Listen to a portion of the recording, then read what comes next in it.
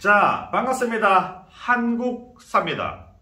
오늘은 참 뭘 해야 될까요? 보충 강의인데 우리가 책은 다 끝났고 문제풀이도 할 게 없고 그렇다고 뭔가 모의고사를 더 들고 오면 성의가 없어 보이고 이런 상황에서 그냥 제가 갈 길은 그냥 단지 아무 말 대잔치. 오늘은 그냥 여러분들 편하게 듣는 사람이 과연 몇 명이나 있을까 모르겠지만은 그냥 편한 마음으로 특강처럼 역사에 대한 이야기를 하면서 동시에 제가 1년간 수업을 하면서 우리가 현대사를 진행을 했잖아요.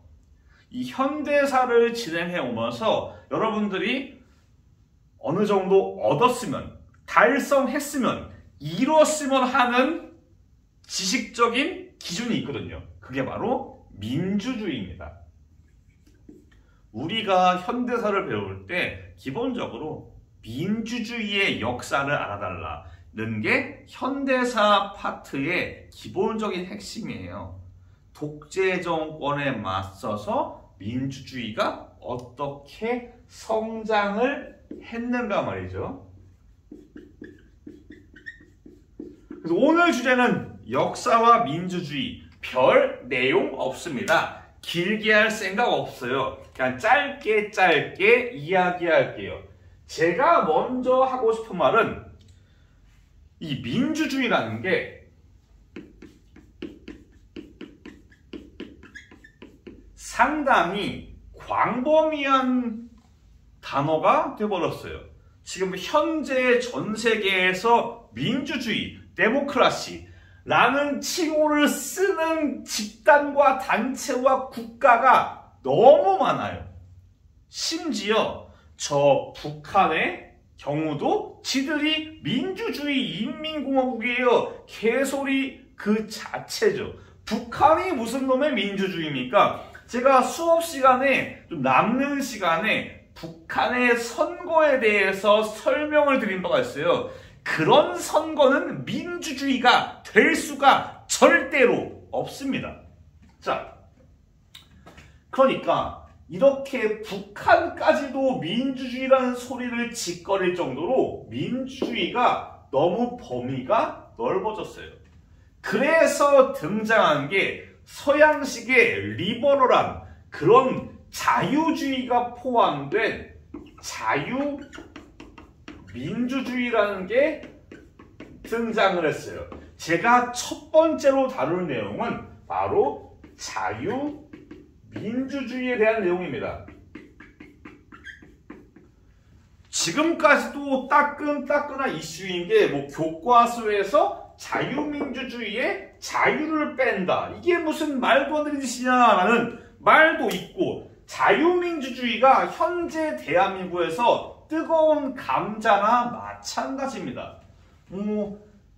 자유를 뺀다고 민주주의가 아닌 건 아닌데 민주주의가 원체 범위가 넓다 보니까 제 개인적인 생각에서는 자유민주주의도 나쁘지는 않을 것 같은데 이거는 제 의견입니다. 제 수업을 들을 때 팩트와 견해가 있고 팩트와 제 생각이 있는데 여러분들은 제 생각에 너무 오염되지 마시고 여러분들이 근거를 가지고 참고하시는 용도로 제 수업을 쓰세요. 네. 자, 자유민주주의는 도대체 무엇이냐? 두 가지의 결합이라고 보시면 좋습니다. 물론 저는 정치 전공자는 아니거든요. 그래서 제가 말하는 자유주의와 제가 말하는 민주주의가 정치공학적으로 맞을지 틀릴지로 살짝 걱정되는데 저는 제 갈 길 갑니다. 자유주의, 리버럴리즘, 자유주의. 자유주의는 무엇이냐? 개인의 선택을 보장하는 겁니다. 약간 경제학적이면서도 정치학적인 것도 있는 겁니다. 자유주의 경제학, 여러분들이 통합사회 시간에 배웠던 아담 스미스, 멜서스, 밀 등등등 수많은 자유주의 경제학자들이 존재하고 이들은 개인과 회사의 행동의 자유와 선택의 자유를 보장하고 있습니다. 즉, 행동이나 선택의 자유를 말해요. 이게 프리가 아닙니다. 리버럴이에요. 프리와 리버럴은 다릅니다. 수많은 사람들이 자유민주주의를 프리 데모크라시라는 말도 안 되는 표현을 쓰는데 리버럴이에요. 리버럴. 다릅니다. 이거 행동과 선택의 자유는 무제한적인 게 아닙니다. 당연히. 기본적으로 현대사회의 원칙이에요. 내가 자유를 저질러서 내 자유가 남의 자유를 침해하면 안 되는 거거든요. 수많은 사람들이 이걸 몰라요. 나는 자유롭게 살래. 수업 시간에 내가 수업을 하는데 학생들이 나는 자유롭게 저 수업 안 들을래 라고 하면서 떠들으면 수업을 듣고자 하는 사람들의 자유를 해치는 거거든요. 그 사람의 권리를 침해하고 뭐든간에 여기에다가 민주주의를 결합한 혼종이 바로 자유민주주의가 되는 겁니다. 이거는 지금 우리나라에도 많이 거론이 되고 있다고 했어요. 수많은 사람들이 자유민주주의를 지키는 것이 대한민국의 가장 큰 가치이다 라고 말하면서 실제로 길거리나 등등에서 자유민주주의 수호 막 이런 사람도 있어요. 그게 틀렸다는 게 아니라 그 사람들이 추가로 가지는 생각들이 매우 정말 많이 위험하는데 이 자유민주주의를 수호하자라고 외치면서 무슨 얘기를 하냐? 박정희, 이승만 시대의 독재에 대해서 정당화를 해요. 야, 독재할 수 있지. 경제 성장이 막 우선 아니냐? 그분들 아니었으면 우리가 굶었다. 독재는 뭐 경제 성장을 위해서 필요하다. 뭐 저희 형도 그런 말 하더라고요, 저한테. 참. 근데 요게 애초에 앞뒤가 안 맞는 말이에요. 왜 그러냐?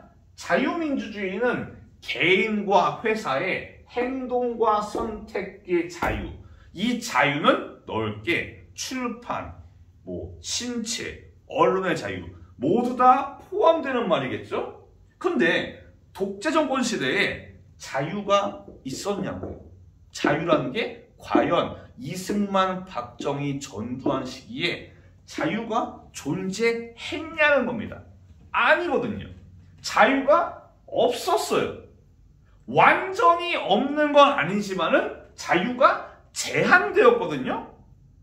박정희를 술자리에서 욕했다고 징역을 살고 이런 나라는 자유민주주의 국가가 아니에요. 만약에 박정희가 대놓고 우리는 민주주의 국가가 아닙니다 라면은 할 말은 없어요. 지금 만약에 중국의 시진핑은 중국은 민주주의가 아니에요. 그러니까 시진핑이나 중국 사람들한테 우리 민주주의 잣대를 들이밀기가 애매해져요. 정말 저 길이 중국이 가는 길이 안 좋은 길이고 독재의 길인 거 맞는데 되게 애매해지는 거예요. 얘들은 지들이 민주주의가 아니래. 그럼 뭐라고 말할 거예요? 우리가 보기에는 정말 아닌데 할 말이 없어져요. 근데 박정희는 자기가 민주주의라고 얘기를 했어요. 민주주의라고 얘기를 했으면 민주주의의 가치를 지켜야 되는데 그게 아니었단 말이죠. 아, 오해하지 마세요. 제가 중국의 시스템을 옹호하는 게 아닙니다. 그래서 자유민주주의의 반대는 독재예요. 그래서 북한이 민주주의가 아닌 겁니다. 그런데 자유민주주의 수호 그러면서 이승만과 박정희를 독재를 옹호한다? 정말 앞뒤가 1도 안 맞는 겁니다. 참, 그래서 적어도 자유민주주의 수호를 한다면은 독재에 대해서 국가가 개인의 선택과 자유를 방해하는 그런 모든 행동들에 대해서 저항을 해야지 자유민주주의를 수호하는 게 맞아요. 그래서 삼청교육대를 옹호를 하고 독재 정권을 옹호하고 전 세발낙지 문어대가리가 좋았다. 이런 소리를 짓거리면은 자유민주주의에서 완전히 어긋나 있는 겁니다. 이해가 잘 됐나 모르겠네요. 일단 이것도 마찬가지로 제 개인적인 생각이지만은 이거만큼은 제가 볼 때는 틀리지 않았습니다. 자유민주주의 반대는 독재가 맞죠. 그래서 북한 놈도 나쁜 놈인 겁니다. 북한 그 김정은 돼지도 나쁜 돼지인 거예요. 다음은 민주주의 그 자체입니다. 민주주의는 두 가지가 있어요. 아테네 시절의 직접민주주의. 이제 인구가 많아지면서 개인이 직접적으로 정치에 참여할 수단이 많이 줄어듭니다. 끽해봤자 선거철에 표를 던지는 것 뿐이에요. 그런데 최근에 온라인 사회가 되면서 온라인이 발전을 하면서 개인의 직접적인 정치 참여가 점점 가능해지고 있는데 요거는 최근에 점점 나아지는 거니까 일반적인 얘기에서 현재는 간접민주주의입니다. 다시 말해 개인민주주의. 누군가가 의사를 대신 표현합니다. 뭐 가양동의 대표를 뽑아서 가양동의 대표가 가양동을 대신해서 정치에 참여하는 가양동 사람들의 이익을 대변하는 그런 겁니다. 그래서 국회의원들이 자기의 지역구를 위해서 뭘 할 때 요게 비리 같은 게 아니라 정당한 수단이라고는 그걸로 뭐라 그러면 안 돼요. 예를 들어서 가양동에 도로가 필요하다. 정당한 수단으로 도로가 필요하다는 것을 어필을 해서 요게 결정이 되면은 요걸 가지고 뭐라 그러면 안 돼요. 다만 이게 도로를 놓기 위해서 돈을 먹였다. 이러면 문제죠. 왜냐하면 대의민주주의니까. 그 대표는 지역구를 대표해서 나섰으니까. 지역구를 위한 사업도 나름대로 신경을 써야 되는 게 국회의원들이거든요. 그래서 보통 일반적으로 간접민주주의입니다. 아까 말했잖아요. 가양동의 대표. 가양동의 대표는 일개의 개인이 보통은 아닙니다. 보통은 정당에 소속되어 있어요. 이건 다시 말해